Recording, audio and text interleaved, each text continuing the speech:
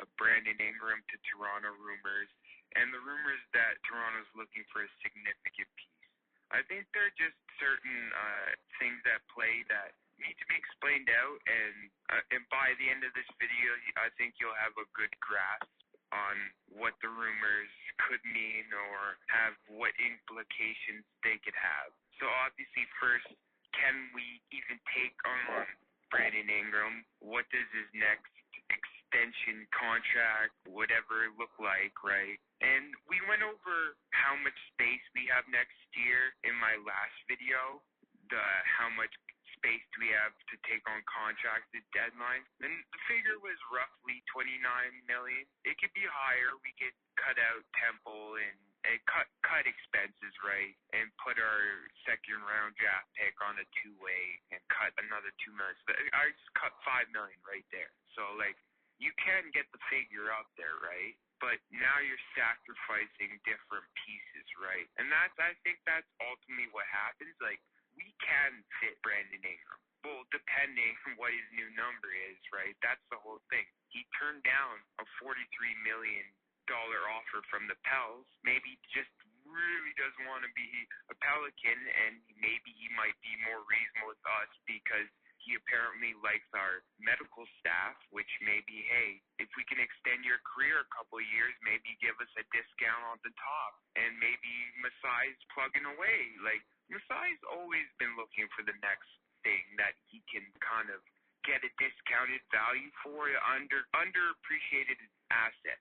Remember the Ben Simmons rumors when everyone was saying he was crap, and Masai, they kept being these rumors linked to Ben Simmons before his health completely deteriorated, right? So, he's always looking for an upside deal where he can add an elite talent and upgrade your roster that much more. Maybe Brandon Ingram's a piece. It depends, though. You have to shoot out feelers, though, I think. This whole situation is about shooting out feelers to see how warm he is on coming up to Toronto and what maybe the number changes, because you say he wants $50 million. No way the Raps can pay him $50 million, no matter how many contracts we cut.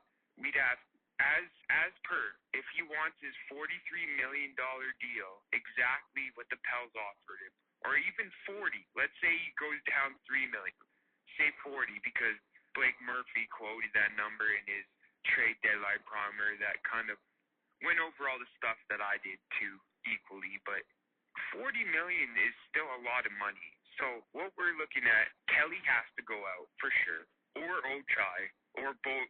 Both have to probably go out for sure. To create even enough space to still have the ability to retain the guys, the prospects that do pop. If Mogbo needs a bigger contract in a couple years, how are we going to do that if we're paying Middleton all this money? If Shed pops, how are we going to pay him, right? You know what I mean? You still need to have a bit of money, and that's the problem with Miami. They can't really sign any of the guys that pop for them, and they get lost in free agency because they don't have any money to keep the guys that pop. And they seem like a team that won't ever get over the hump. And that's not what Masai's doing. He's planning it out so we do get over the hump. And managing the money properly and making sure you have the ability to retain your best pieces when they show you the best pieces, that's key, I think. So there is, in part, I think, and down to my last piece of speculation. If Masai's sending out feelers for a power forward, maybe we're looking at a guard or a center in this draft, because the money, the way you spend on a team, it's salary per position. So you combine both centers or all three centers into one amount, and you want to kind of even out the amounts a bit more, right? And obviously bolster where the talent's weaker for value, and you pay more on that position, but you want to have positions where you pay less and get greater play value, right? So I think if he's looking for a forward, it does signal maybe we're going to pick up a center, and maybe Jakob Poeltl, we trade him eventually, and then our new center comes in, right?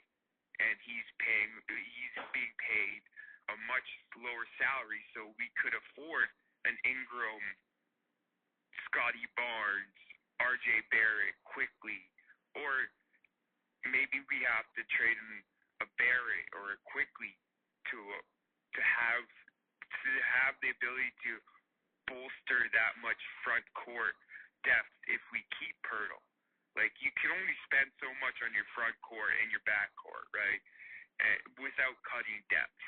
And that's the thing, right? A lot of these teams have no benches basically because they're spending so much on the starters because they haven't really groomed their talent well enough where they've implemented good picks that fit the team and the chemistry and all that kind of stuff. The way we did 2019 with Pascal being only in his third year, Fred VanVleet only being in his third year, Norman Powell only being in his fourth year.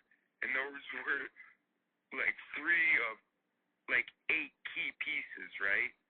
So yeah, there's something to it in the end. But I think just rumors, you just got to take it. Maybe it's a signal for this or that.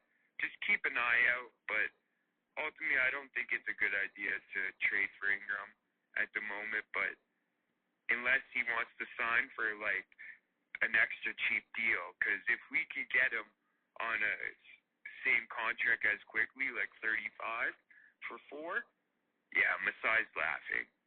He just made a steal of a deal. So we'll see. We'll see. I don't know. It's interesting, though. See ya.